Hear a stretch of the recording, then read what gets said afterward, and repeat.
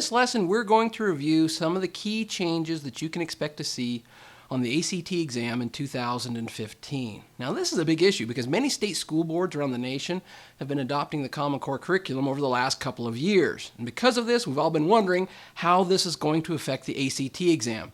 And let's face it, everybody's already stressed out enough as it is about even having to take this exam in the first place, right? So the last thing you need is for the exam itself to be changing radically.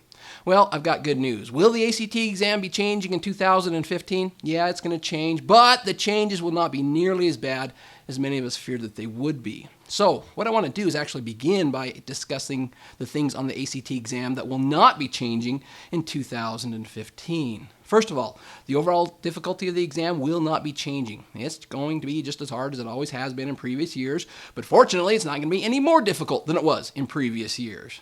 Also, the types of questions that you're going to see on the exam won't be changing either. The same subjects are going to be covered and the same question formats are going to be used. Therefore, the same exam prep strategies that we've been using for years should still work for the ACT exam in 2015. Also, the number of questions included within each subject exam shouldn't be changing either. And the way the questions are scored will not be changing either. Just as in the past, you're still going to receive an individual score for each of your subject exams, and you'll also receive an overall composite score. And the scale that will be used won't be changing either. It's still going to range from 1 to 36, just like it always has.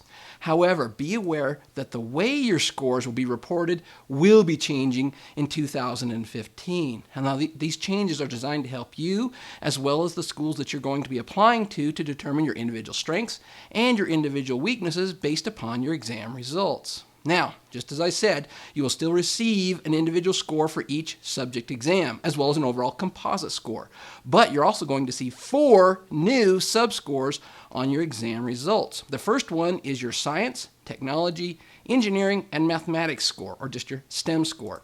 Your STEM score is based on your overall performance on the math and on the science reasoning subject exams. You'll also see the English language score on your exam results. The English language score is based on your scores in the English, reading, and writing sections of the test. You'll also see the Progress Toward Career Readiness Indicator score. Now, this score is designed to help you assess how prepared you are for a career, and it'll also give you an indication of how well you're likely to do on the ACT National Career Readiness Certificate, or the NCRC. Now, you'll also see a score called the Text Complexity Progress Indicator score, and it's based on your performance on the writing passages in the exam. And you can use this score to assess how well prepared you are for the very challenging essay exams that I promise you're going to have to take once you get into college. Now, the goal behind these changes is to better predict how well you'll do in college and later on in your chosen career path. And then these results can be very useful as you first of all try to select a school to attend and then also to select a major. For example, let's say you plan to major in a technical field like electrical engineering and you want to attend a very high profile and very expensive technical institute. You take your ACT exam and you end up getting a lousy STEM score. Well, based upon this result, you can take a couple of corrective actions. One would be to take additional courses while you're still in high school, like maybe some more chemistry, physics, calculus, and so on. Or you may just want to consider picking a new major. Now, in addition, the format of the ACT writing exam will be changing a little bit in 2015. Now, the written part of the ACT exam does remain optional in 2015, just as it always has in the past. And your score on the written portion will not impact your overall composite ACT score. Now, be aware that whether you should take the written exam or not depends upon the schools that you're going to be applying to. Some colleges and universities do require you to take the written portion of the ACT exam, but most do not. So, starting in 2015, the written portion of the ACT exam will present you with a very complex issue or concept. And you'll be given a single prompt which provides context around that issue.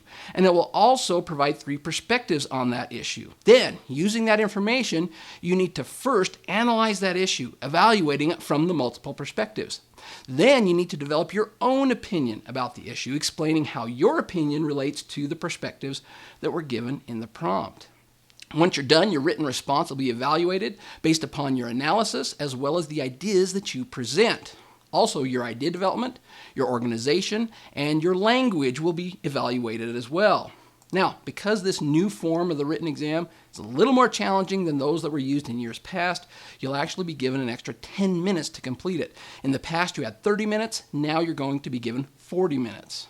Now, before we end, I strongly recommend that you prepare extensively outside of class before taking your ACT exam. I've been working with students for years and years and years, and I can tell you from experience that the students who choose to not prepare for the ACT exam typically score in the high teens to occasionally into the low 20s. Now, for most colleges and universities, this may be high enough to actually get you in the door, but it's probably not going to be high enough to get you a scholarship. In fact, these scores won't even get you in the door of most prestigious schools. On the other hand, the students who do take the time to prepare extensively outside of class typically score in the mid-20s to sometimes even into the low 30s. Now, with scores like this, everything changes. First of all, the doors to many prestigious schools open up, and that score can even help you qualify for a scholarship. That's it for this video. In this video, we've discussed the changes that you can expect to see on the ACT exam in 2015. Best of luck to you as you take your exam.